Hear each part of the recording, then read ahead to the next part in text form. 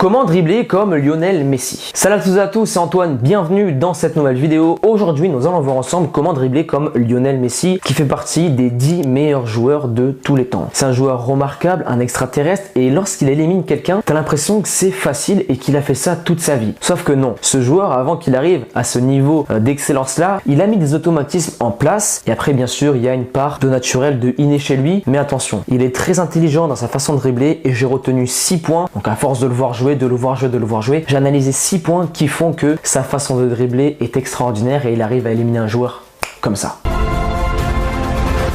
Premier point, c'est la coordination et c'est la vivacité. Ça vraiment, c'est la base des bases du football pour bien dribbler, pour bien conduire son ballon. Il faut absolument que tu travailles ces 2 points-là, même si tu as une bonne coordination et vivacité. Donc pour la travailler, c'est très simple. J'ai mis 2 vidéos sur la chaîne il y a très peu de temps. Comment améliorer sa coordination et comment améliorer sa vivacité. Et tu verras que cela te permettra d'avoir une meilleure vitesse de dribble et d'exécution. Tu t'en mêleras beaucoup moins les pinceaux et tu élimineras beaucoup plus de joueurs.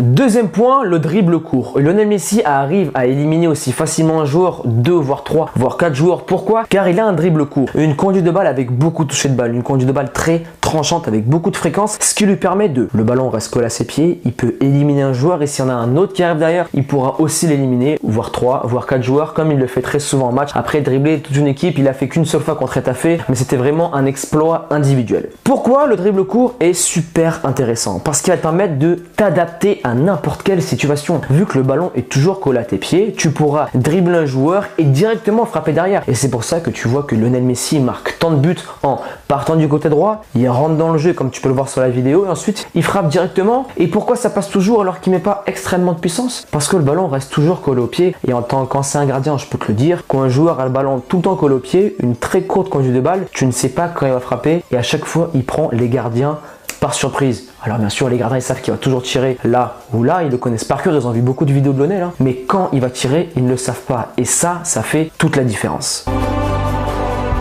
Troisième point, il a une phase de déstabilisation lorsqu'il élimine un joueur et encore plus maintenant car son coup de rein est beaucoup moins intéressant que lorsqu'il était jeune. Comme tu peux le voir sur la vidéo avec Roberto Carlos ou la vidéo avec Sergio Ramos, je te dis ça parce que c'est les 2 vidéos qui m'ont le plus marqué, il est face au joueur et il le déstabilise toujours avant de le dribbler pour être sûr à 100% de passer. Qu'est-ce qu'il fait? En contre 1, il arrive et il fait feinte de corps où il part de l'autre côté ou inversement, il feinte de corps et il part de l'autre. C'est une feinte de corps très simple mais il la maîtrise à la perfection. Ce qu'il faut que tu fasses lorsque tu dribbles un joueur et pour se rapprocher du niveau de Lionel Messi, pour dribbler comme lui, tu dois absolument déstabiliser le défenseur avant de le dribbler. Imagine tes défenseurs et d'ailleurs pose la question à un défenseur, il va te dire ouais mais tu sais quand tu dribbles face à moi et quand tu pousses le ballon pour essayer de me dribbler sans me déstabiliser avant, pour moi c'est facile, hein. Tu pousses le ballon même si t'as un bon coup de rein, je vais pouvoir te rattraper en taclant ou autre, alors que si tu es face à lui, bon Lionel Messi il fait pas de passement de jambes, hein. Mais toi tu peux faire des passements de jambes, des feintes de corps, d'ailleurs la feinte de corps c'est ce qui marche le plus. Feinte de corps, tu vois qu'il mord à l'hameçon et tu pars de l'autre côté.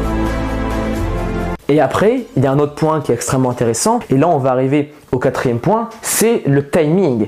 Il a un timing lorsqu'il dribble qui est extraordinaire. Lorsque le défenseur va se jeter, c'est à ce moment-là où Lionel Messi va crocheter. Il arrive à voir quand le joueur déclenche, donc en général tu le vois au niveau des épaules quand il va déclencher ou sinon au niveau des genoux, tu vois le genou de l'adversaire qui se plie pour pousser, pour activer une défense. Lionel Messi à ce moment-là il dit j'ai l'habitude, c'est 2 automatismes, je vais anticiper et je vais crocheter. Et à chaque fois, ça passe. Après, bien sûr, il perd des duels, c'est normal, mais la plupart du temps, il est en place. Je déstabilise, il veut que le joueur ne mord pas à l'hameçon, très bien. Mais il a grosse conduite de balle et là, boum, il sort sur lui, crochet et il déstabilise toute une défense. C'est une question beaucoup d'intelligence, d'adaptabilité et avoir ce bon timing là. Et après, bien sûr, une conduite de balle bien tranchante et un dribble court pour ne pas pousser trop loin le ballon.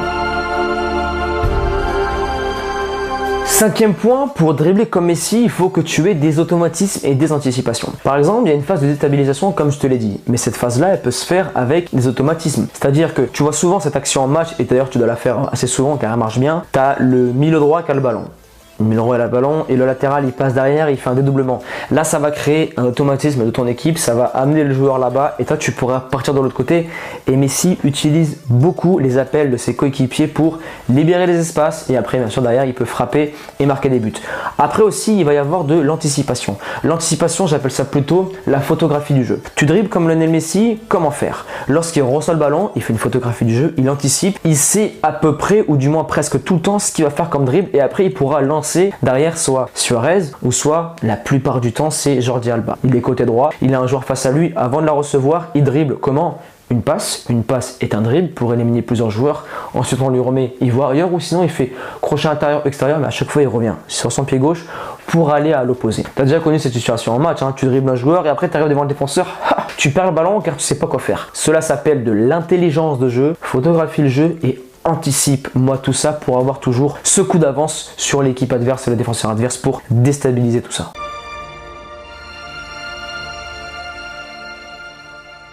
Sixième et dernier point, c'est un artiste, c'est un extraterrestre. Des joueurs comme ça, il y en a très peu, il y en a eu très peu dans l'histoire et il fait partie des 10 meilleurs joueurs de tous les temps. Après, bien sûr, tu peux te rapprocher, tu peux t'en inspirer, mais égaler son niveau, c'est pratiquement impossible. On arrive maintenant à la fin de cette vidéo. Si ce type de contenu te plaît, dribbler comme Messi ou une analyse d'un joueur, je t'invite fortement à me le faire savoir en explosant la barre des likes et des commentaires. Et après, bien sûr, si tu as des idées, dribbler comme Ronaldo, frapper comme Juninho, des idées comme cela, laisse-moi tes idées de vidéos en commentaire, ça m'intéresse fortement et ça m'aide beaucoup pour les futures vidéo. Donc pour récapituler cette vidéo, très simple. Premier point, coordination, vivacité. Deuxième point, avoir un dribble court. Troisième point, une phase de déstabilisation avec des feintes de corps et des passements de jambes. Quatrième point, avoir le timing, le bon timing par rapport au défenseur. Le cinquième point, avoir des automatismes et anticiper par rapport à l'adversaire et tes coéquipiers. Et sixième point, c'est un extraterrestre, c'est un artiste. Ce qu'il a dans les pieds, c'est inné. À présent, je te laisse là. Persévérance et motivation et on avance ensemble.